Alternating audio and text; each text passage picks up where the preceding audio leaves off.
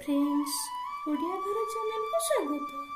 Friends, Dhanvantari एवं दीपावली रे माता लक्ष्मी, गणेश एवं तांको सह कुबेर को धन धान्य ऐश्वर्य तथा सिद्धि बुद्धि निमंते पूजा करा जायଥାଏ।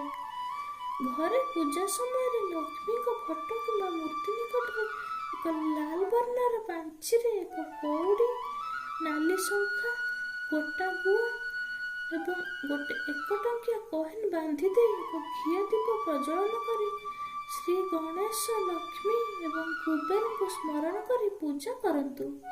पूजा सरिबा पर सही कौड़ी थिबा नाली कपड़ा को निजर आलमारी, बाक्स किंबा जेकोसी धन भंडार रखी दियंतु।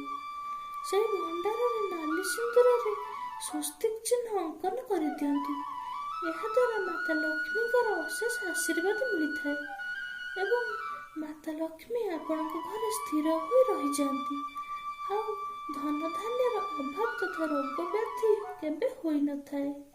तेबे फ्रेंड्स, यह थिला धन्वंतरी दिन माता लक्ष्मी का आशीर्वाद प्राप्त पाई एक सरल उपाय।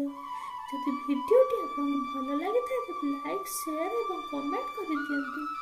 आम चैनल ओडिया घर को सब्सक्राइब कर दियंतु। आज एतिक फ्रेंड्स, रहिले नमस्कार, जय जगन्नाथ।